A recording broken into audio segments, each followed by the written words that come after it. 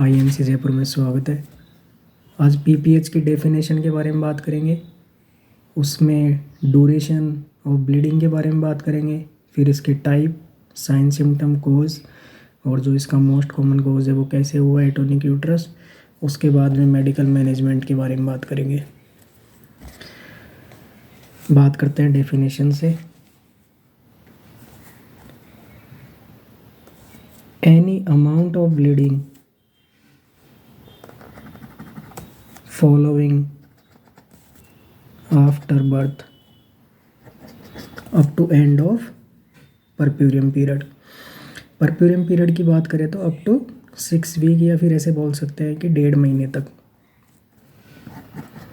इसमें हमें systolic BP decrease मिलेगा 70 mm ऑफ Hg तक,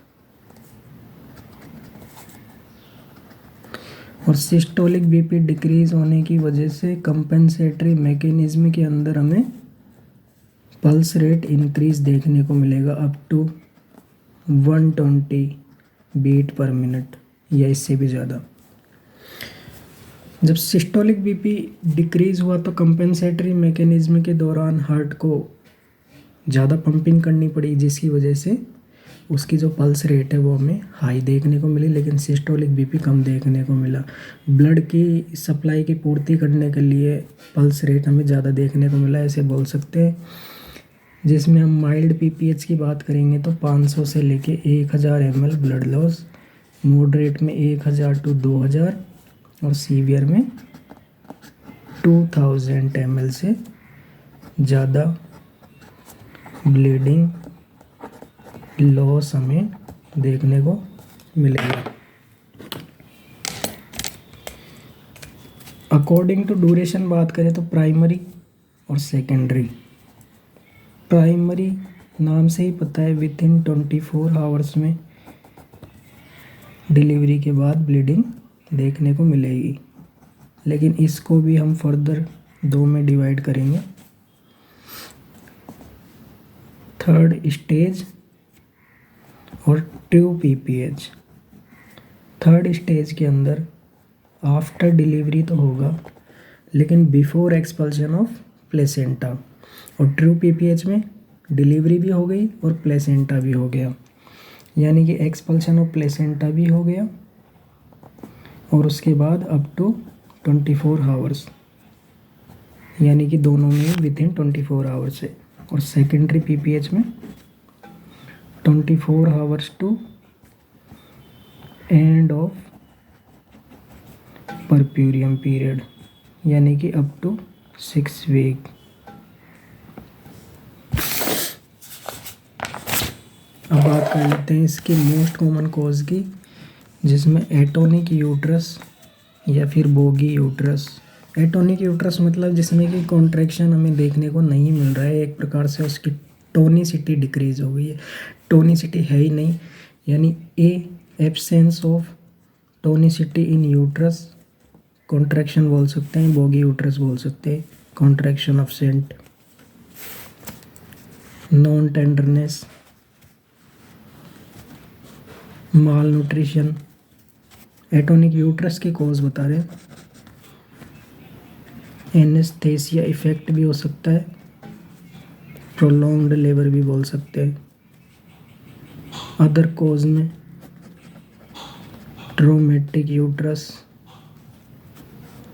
या फिर bleeding due to instrumental and forceps delivery. यानी एटोनिक यूट्रस तो है ही, उसके साथ में कोई भी ट्रॉमा या फिर कोई भी इंजरी हो सकती है। फिर्म, हार्ड या टेंडरनेस प्रेजेंट होगी in uterus, in traumatic uterus. Sign symptom में वही एटोनिक यूट्रस, बोगी यूट्रस और ट्रोमिक यूट्रस से hard, firm, tenderness, BP decrease देखने को मिलेगी। नोट लगा के लिखना, systolic BP decrease up to 70 mm of Hg.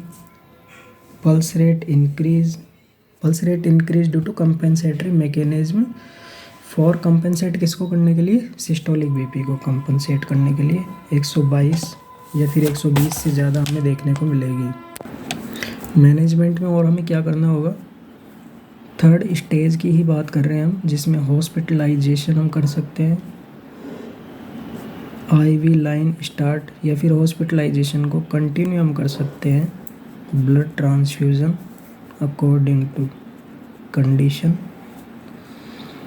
O2 administration हम कर सकते हैं यदि नीडेड है तो। इसके साथ ही हम IV ऑक्सीटोसिन 500 ml NS में 20 international unit,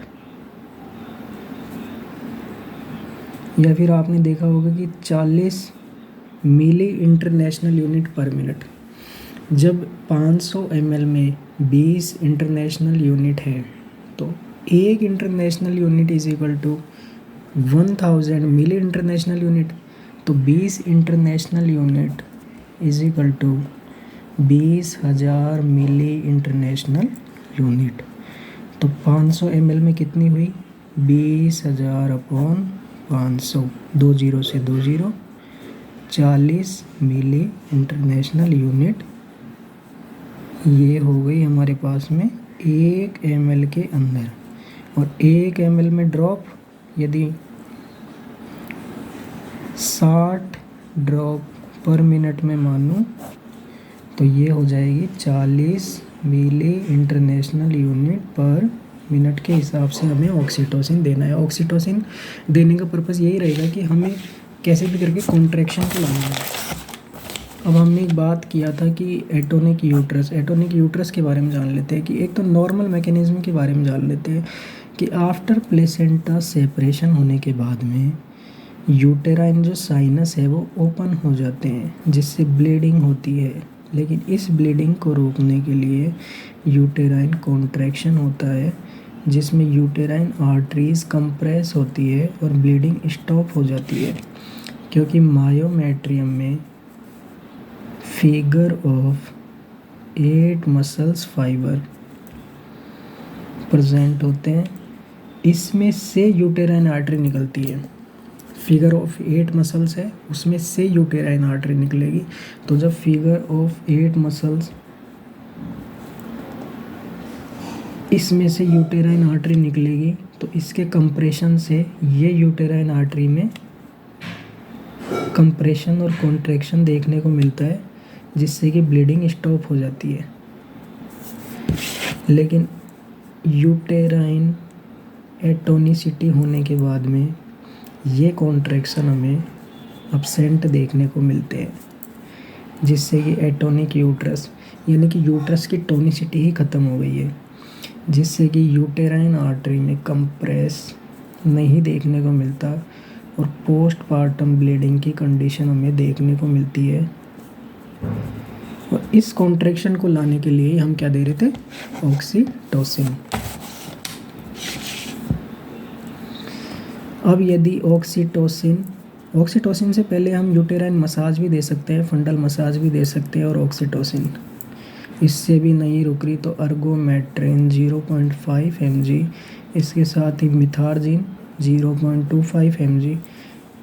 if bleeding continue, misoprostol 1000 microgram suppository के रूप में,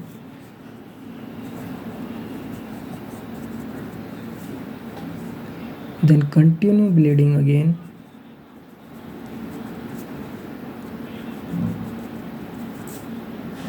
तो यूटेराइन टैम्पोनेड या फिर मैनुअली कंप्रेशन हम देंगे।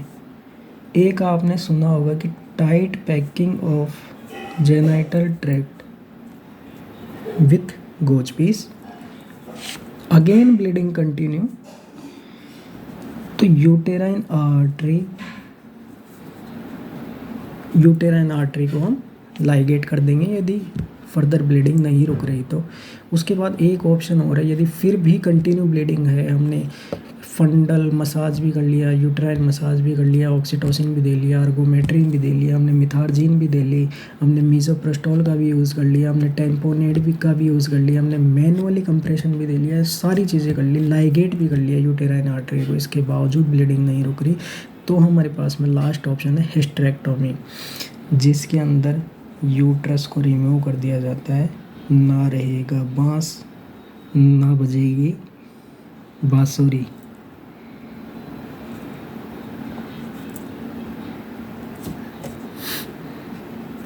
इसके साथ ही सुपरफिशियली पीपीएच यहीं पे समाप्त होता है।